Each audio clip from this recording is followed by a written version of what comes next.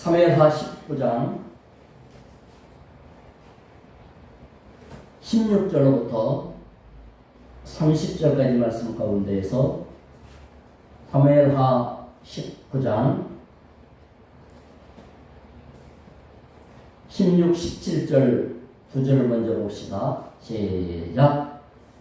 바후림에 있는 베냐민 사람 기라의 아들 시므이가 급히 유다 사람과 함께 다윗 왕을 맞으러 내려올 때에 베냐민 사람 1000명이 그와 함께하고 사울 집안의 종 시바도 그의 아들 15과 종 20명과 더불어 그와 함께하여 요단강을 밟고 건너 왕 앞으로 나오니라.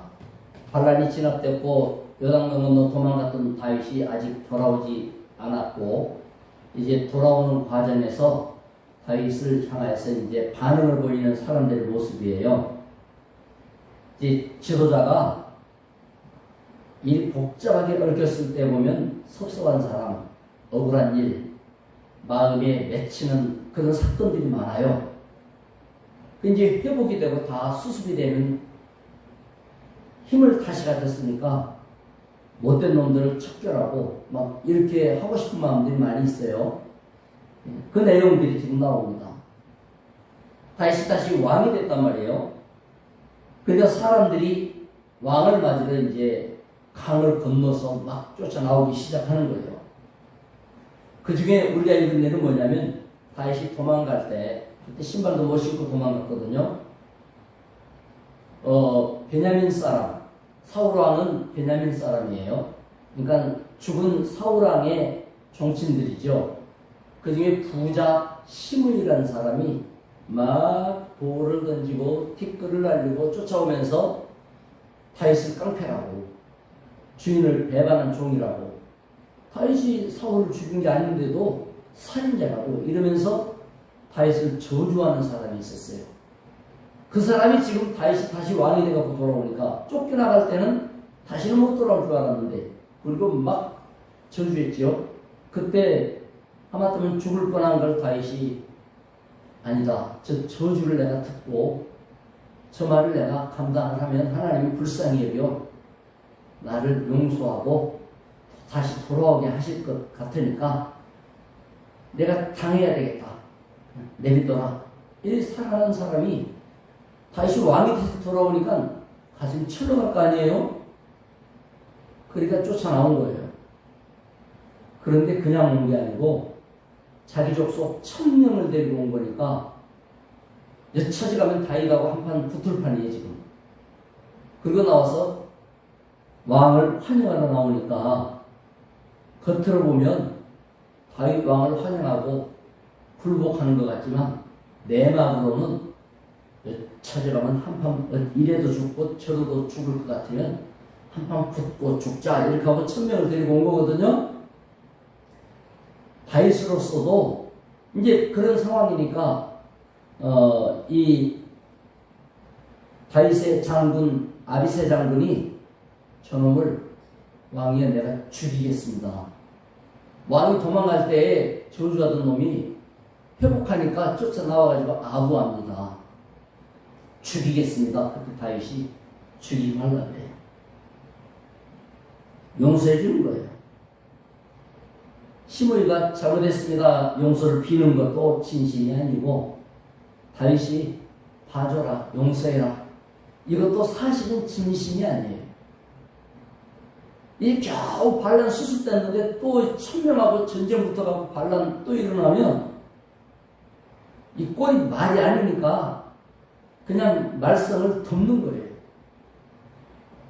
그러니까 이쪽도 진심도 아니고 저쪽도 진심도 아닌데 껍데기만 불복하고 껍데기만 용서하는 거죠.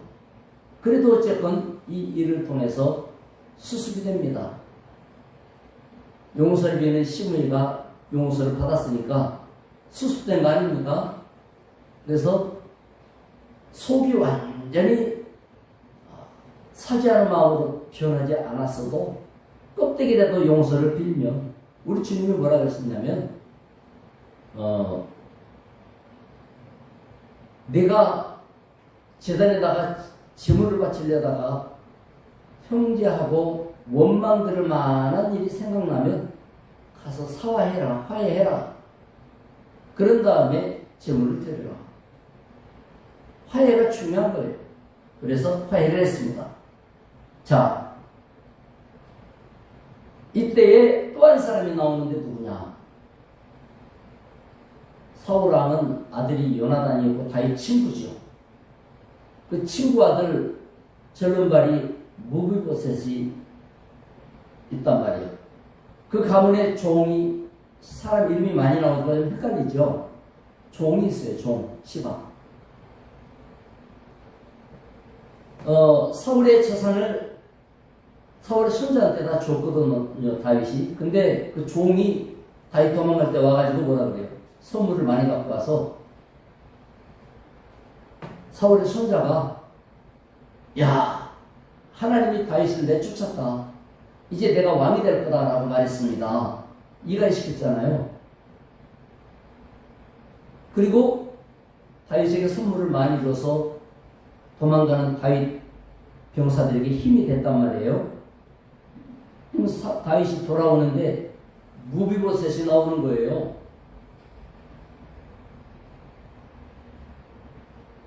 이제 이 무비보셋은 한마디로 말하면은 다윗을 배반한 적이 없어요. 참 이렇게 볼 때 여러 가지 일들이 겹치는 걸 볼 수가 있어요. 어쨌든 시바가, 그러니까 종이죠.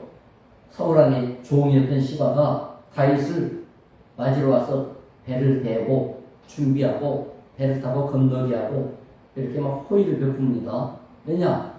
거짓말했잖아요. 왕을 속였잖아요. 자기 주인이 왕을 배반해갖고 자기가 왕 될 거라고 말했다고 이간했잖아요. 그거 들통날까 봐서 막 잘해주는 거예요. 우리가 오늘 본문에서 보면 상황이 변화하면 여러 가지 거짓된 모습들, 입장에 따라서 이런저런 인간들의 모습을 볼 수가 있어요. 다윗 왕도 도망갈 때에 이런저런 사람들, 회복될 때 이런저런 사람들, 다 자기 이기심, 자기 입장에 따라서 이랬다 저랬다 하는 사람들이 주변에 많죠. 인간이 그런 거예요. 그러니까 네 인간아, 내가 이럴 때 네가 이래놓고 이제 와서 나한테 그렇게 알랑방을 끼고 이러느냐? 하고 막 해야 되지 않습니까? 그럴 것까지도 없어요. 인간이라는 게 원래 다 거의 거기서 그 모양이에요. 우리에게 필요한 건 뭐냐? 은혜가 필요해요. 은혜가. 주의 은혜로 사람은 그렇겠거니 생각하고 그 사람한테 원망하지 마세요. 형제도요, 내가 입장이 좀 나아질 때면 나한테 잘해주고, 내가 입장이 참 난처해질 때면 꼭 나를 무시한 것 같이, 뭐 그런 건 아닌데도 무시한 것 같이 형제도 나한테 대하고 그래요. 그런데 상황이 이래 변하고 저렇게 변하면 또 이렇게 되라고 저렇게 하는, 그거 다 그러려니 하고 늘 은혜로워야 돼요. 읽어봅시다. 마지막 29절 30절을 보겠습니다. 시작.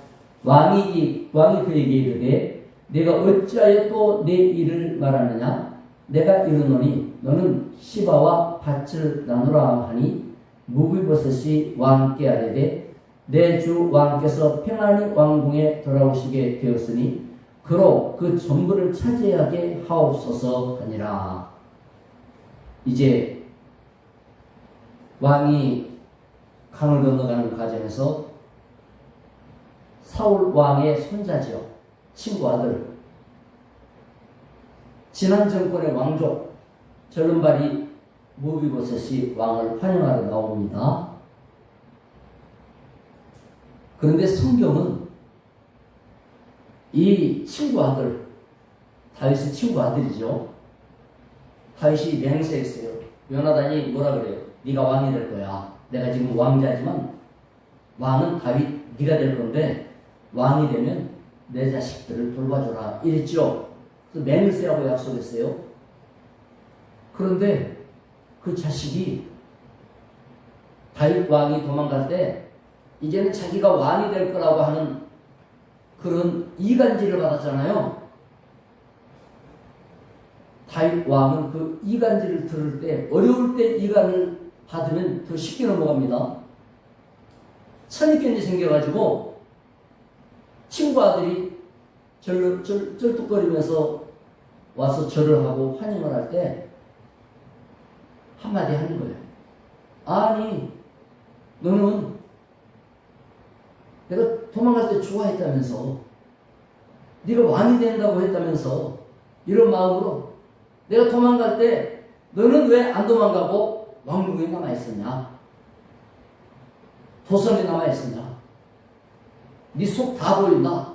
이런 말을 한 거예요, 다윗이. 그럴 때 사실대로 말하죠. 왕이여, 저는 다리도 절고 형편도 어렵고, 그런데 내 종이 나를 배반하고 왕께 가서 이간질 시킨 겁니다. 저는 모함을 받은 것이지 왕을 배신한 적이 없습니다. 성경은 뭐라 그러냐면, 다윗이 도망간 이후에 이 친구 아들은 수염도 안 깎고 세수도 안 하고 옷도 안 빨아입고 왕의 고통을 같이 하겠다 이래요. 이렇게 충성된 모습을 보였다고 성경은 말하거든요.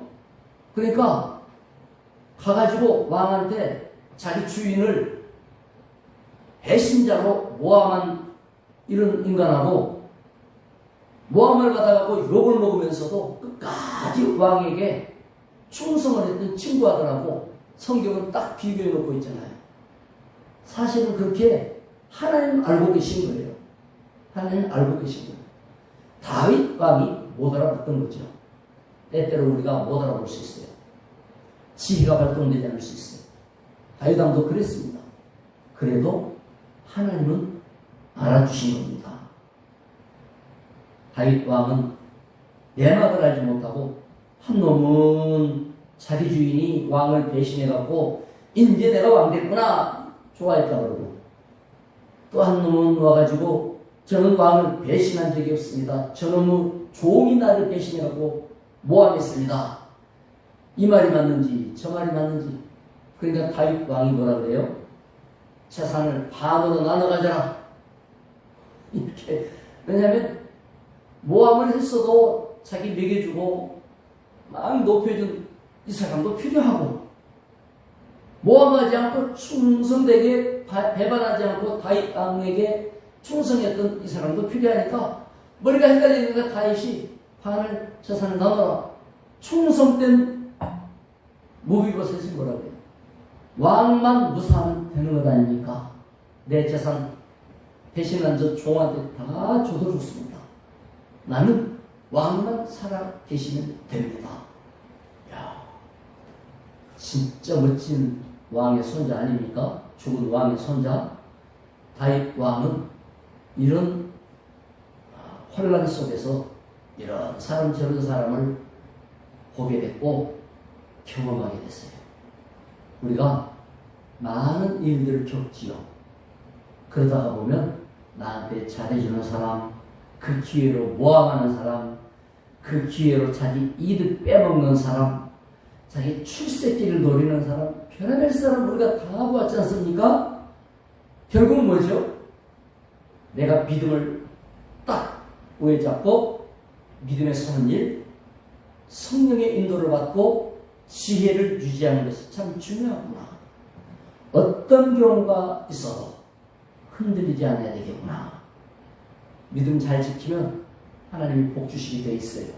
그러니 우리 모두가 하나님의 말씀에 따라서 믿음 흔들리지 말고, 사람은 이러고 저러고 합니다. 거기에 흔들리지 맙시다. 또 가까웠던 사람도 뒤집어졌다 넘어졌다 합니다. 그것도 너무 속 터지게 생각하지 맙시다. 인간은 약해서 그렇게 살아갑니다. 그러면서 불구하고 우리는 영원 사랑하고 그 사람 위해서 기도해주고 그 사람을 품고, 이것이 바로 은혜 받은 사람의 자세죠. 오늘도 여러분이 누구도 원망하지 말고 원한사지 말고 그 사람 배척하지 말고 믿음 안에서 사랑으로 위해주고 약한 것 거들어주고 기도해주고 참으로 영적 지혜자, 영적 지도자의 모습을 갖춰나가기를 주의 이름으로 축원합니다. 기도합시다. 하나님 아버지 감사합니다. 사람이 이 일을 만나고 사건을 만나다 보면 별하별 사람들을 경험합니다. 그럴 때 마음도 상하고 원망도 생기고 원한이 사무치기도 하지만 하나님의 은혜를 잃어서는 안 되겠습니다. 지혜를 포기하지 말고 말씀 따라가고 믿음에서 해야 됩니다.